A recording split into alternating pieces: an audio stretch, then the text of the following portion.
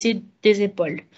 Un déclenchement à terme supérieur à 38 semaines d'aménorrhée, il peut aussi être indiqué chez la diabétique, où la dystocie des épaules est plus fréquente à poids égal ou en cas de suspicion de macrosomie chez la non-diabétique.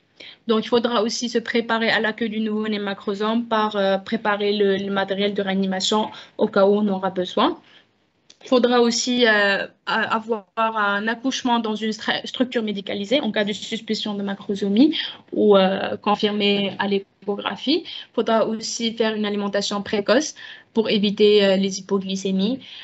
Pour la prévention tertiaire, elle consiste à éviter les séquelles et avoir un suivi à long terme des enfants qui sont nés macrosomes.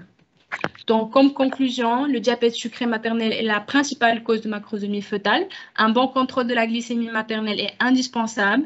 La macrosomie est souvent à l'origine de complications fœtales et maternelles qui peuvent bien sûr être évitées, d'où l'importance du dépistage qui est anténatal. Sa prise en charge, elle doit être multidisciplinaire.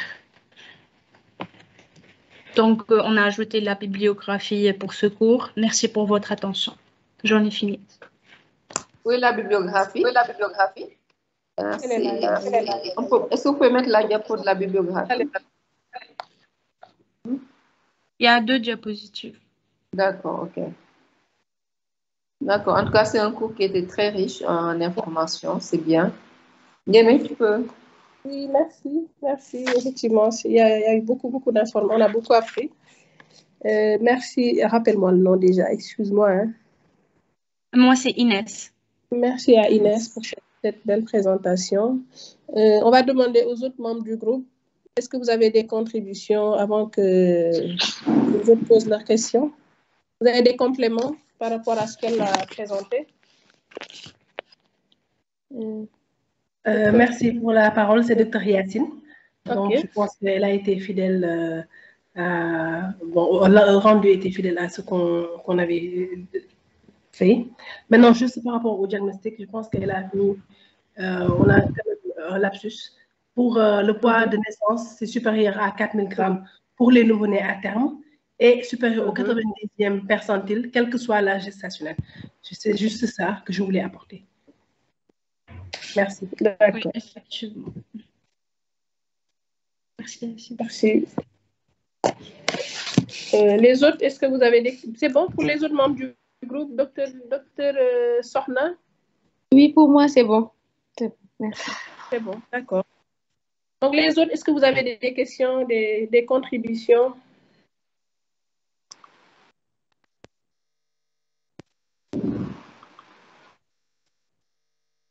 Pas de questions?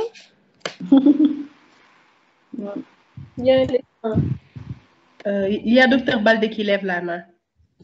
Ok, docteur Baldé. Je ne vois pas ici, c'est bizarre. Ok, docteur Baldé. Merci pour la présentation. C'est des précisions que je voudrais avoir. Elle dit que l'échographie précoce, c'est entre la 9e et la 13e semaine. Voilà, c'est des éclaircissements que j'aimerais bien avoir par rapport à ça. C'est avant la 12e semaine ou bien c'est spécifiquement entre la 9e et la 13e semaine, comme elle a si bien dit. Merci. Je peux répondre, professeur? Oui, allez-y. Bon, effectivement, j'ai vu dans le cours précédent qu'ils ont mis les critères de l'échographie avant 12 semaines. Maintenant, la dernière semaine, il y avait le symposium de professeur Faye, effectivement, qui nous a précisé que c'est entre 9e et 13e semaine d'aménorrhée qu'on considère que c'est une échographie précoce. Maintenant, si vous avez des éclaircissements, professeur, comme ça pour nous départager. Merci. Oui, moi, je retiens à partir de la 12e semaine. Et avant la 14e semaine. Ouais. C'est ce qu'on retient. Maintenant, bon, peut-être qu'il y a des données plus récentes. Pas du symposium de toute façon, il y a juste 2 semaines enfin. Non, c'est plus. En fait, c'est vraiment. Moi, ce que j'ai toujours retenu, 12e, 14e semaine. Après 14e semaine, on n'est plus dans la période précoce. Avant 12e semaine, pour moi, ce n'est pas une échographie précoce. Maintenant.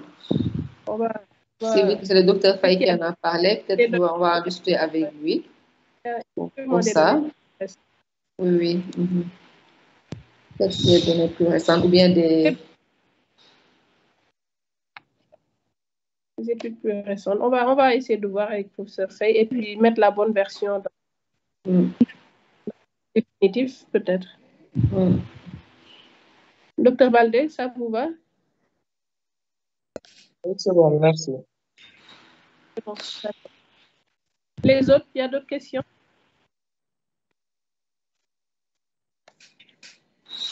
Est-ce qu'il y a d'autres questions?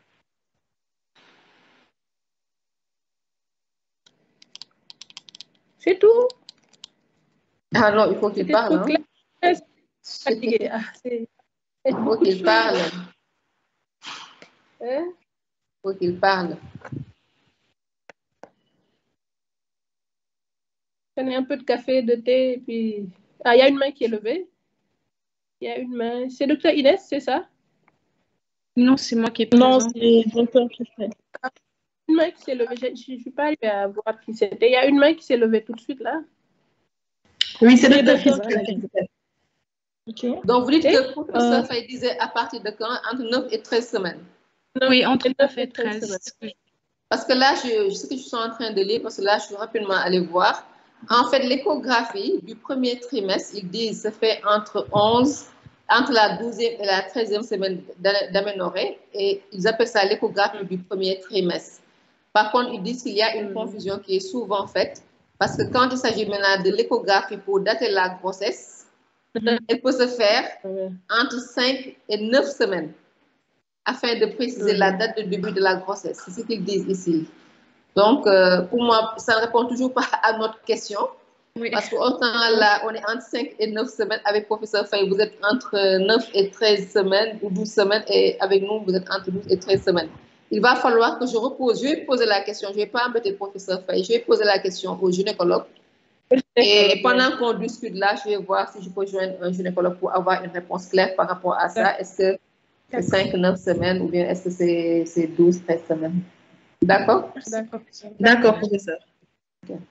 OK, les autres? D'autres questions, contributions?